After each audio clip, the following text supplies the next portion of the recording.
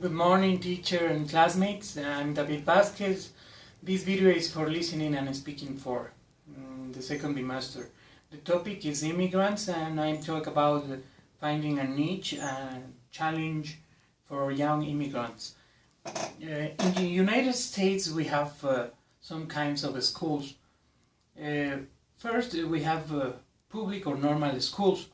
In these schools, you have more disadvantages than advantage, because the immigrant students first have problems with the language. In these schools, a lot of teachers only speak in English, and it's very difficult for them to understand the subjects. Another problem is the culture. They don't feel comfortable in this kind of schools because they don't show their culture. They can't speak in their native language, and they don't show your identity, and they still to lose their identity. It's very difficult for them to improve their knowledge if they don't have a high level of English to understand the subject, because most of teachers speak very quickly, very faster in English, and it's very difficult for them to understand. The one advantage is they don't pay anything because it's a public, and they don't pay anything for the education, and for these problems they improve their language in English very fast, so they adapted very quickly, but they lose their identity. Another kind of schools in the United States, we have the immigrant schools, specific for immigrant students.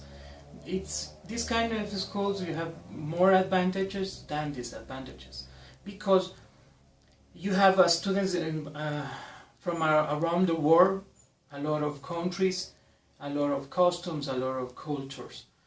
So the philosophy of these schools is they have a good environment, like a home, so the students feel very comfortable because they help one another to solve problems about the subjects, and the teachers don't, it doesn't matter if they talk in their native language, not teaching just in English. So it's very easy for them to show their culture. They speak in your native language, they learn a good English too, and don't lose their identity, and show their culture and interchange customs with another students. The disadvantages is they have to pay for this education.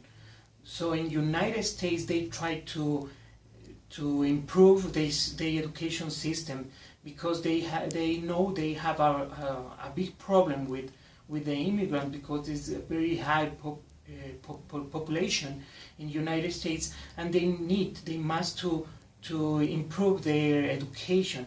So they try to teach to the educators to change the system, to change the methodology, the strategies to teach, because you have a lot of students with different culture and languages. So it's difficult, and it's different if you have only, for example, American students. So for that reason, the United States try to improve these methods to change these and solve this problem.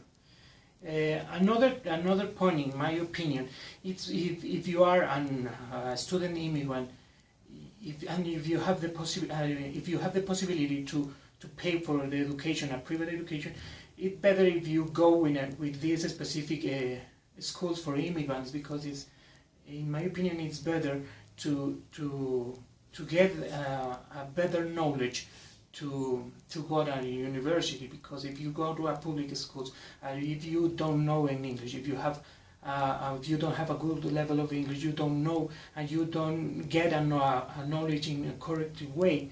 So, for example, in Europe, in most of countries of Europe, you must to do a test with language to to enter to study in these kind of schools, in public schools. So the conclusion is for me is this kind of schools, the immigrants school, is better for the immigrants students because they don't lose their identity. They speak in both language, in native and English, and it's better to share the customs, to share the experiences to another students around the world. Thank you very much.